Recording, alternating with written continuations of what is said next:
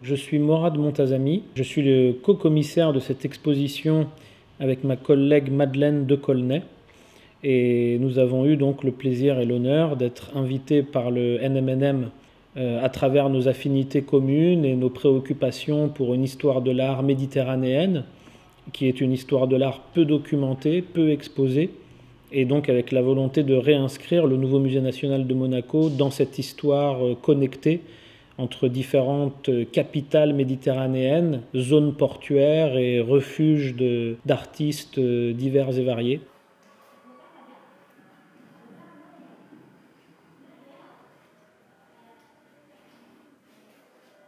La vision du surréalisme qui est donnée dans cette exposition, c'est de fait une vision d'un surréalisme plus cosmopolite avec l'esthétique de l'étrange, du bizarre, de l'onirique, dans une folie artistique, dans une excentricité poétique qui est finalement le miroir déformant de la violence du monde.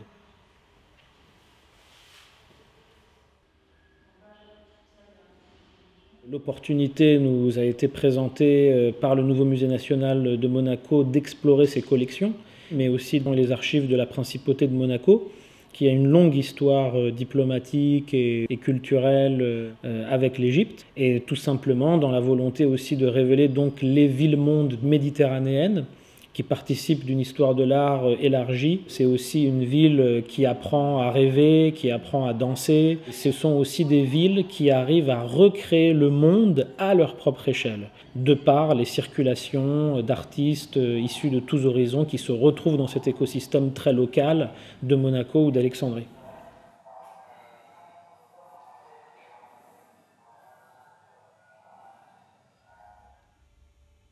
La salle qui s'appelle Monaco-Alexandrie Ville-Monde fonctionne donc un petit peu comme la matrice de l'exposition et montre aussi justement l'émergence de cette ville-monde, cette dimension maritime, portuaire, d'échanges commerciaux et politiques. On retrouve aussi dans cette salle toute la thématique effectivement des cabarets et de la danse. Et puis une figure de pionnier de l'art moderne égyptien et alexandrin qui est Mahmoud Saïd, qui est considéré en Égypte quasiment comme le père fondateur de l'art moderne, en lien direct avec le post-impressionnisme français.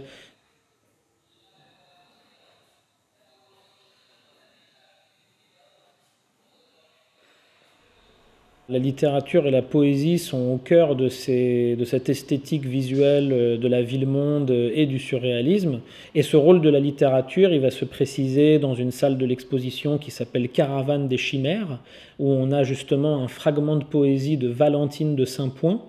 qui est une poétesse et militante de la cause des femmes, mais qui va quitter la France en 1924 pour s'installer en Égypte et continuer ses combats féministes et intellectuels depuis l'Égypte. Et donc là, c'est vraiment un exemple de dialogue entre des poètes engagés et les artistes visuels qui sont mis à l'honneur dans l'exposition.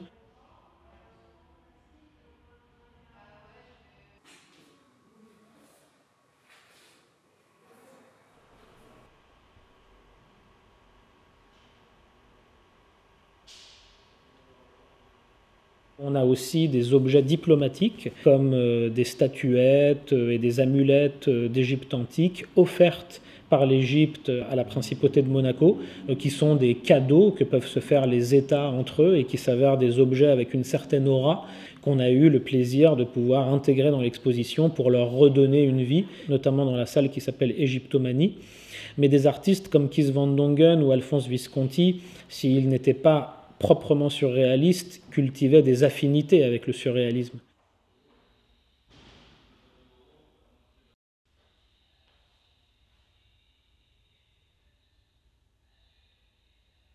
Insulomania qui est le pendant de l'égyptomania, mais qui cette fois-ci concerne le désir d'insularité, une forme d'exil permanent à travers l'obsession de ces artistes et de ces intellectuels pour la mer, et notamment pour la faune et la flore marine qui se retrouvent d'Alexandrie à Monaco, une faune et une flore à la fois source d'attraction et de répulsion.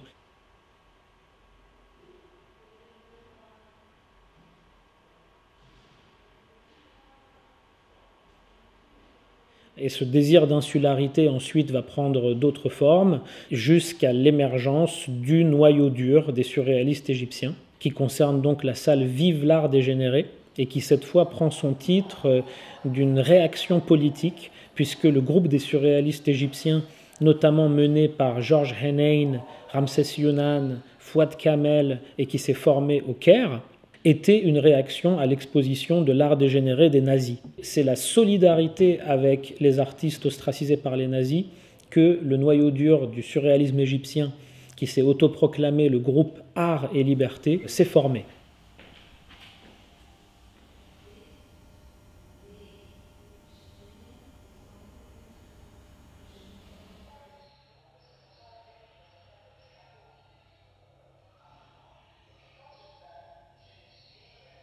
Une salle également qui s'appelle Déchirure et plaisir, où justement dans ces liens et généalogies méditerranéennes inattendues, on met à l'honneur 4 femmes puissantes dans leurs poèmes, dans leurs dessins, dans leurs sculptures, dominatrices, des femmes qui reprennent le pouvoir sur une histoire de l'art principalement écrite par des hommes. Ce féminisme provocateur et ce surréalisme féministe, on pourrait dire, et des penchants égyptophiles dans certaines sculptures ou certaines représentations de sphinges et donc de sphinx au féminin. Un univers fantasmagorique, imprégné d'érotisme.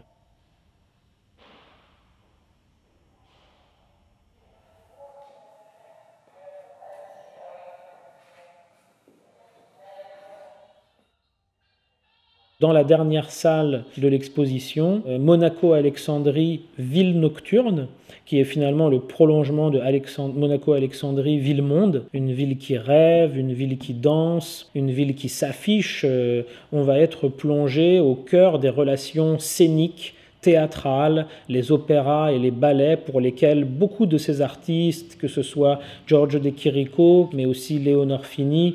et Maillot, vont tous interagir avec ces arts de la scène, avec les arts de la performance, notamment en dessinant les costumes, en participant à la création des décors, également avec des références au cinéma, avec le grand cinéaste Youssef Chahine, dont on montre un extrait du premier long métrage Papa Amin, où finalement la frontière entre les arts élitistes et aristocratiques du ballet, du théâtre, vont aussi se mêler et se décloisonner au contact de danse et de spectacles plus populaires et traditionnels.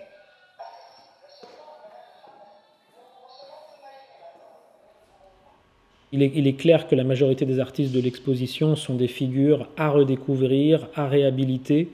et que c'est vraiment le sens premier de cette exposition que de leur redonner une scène vivante et à la mesure de leur talent, de leur créativité.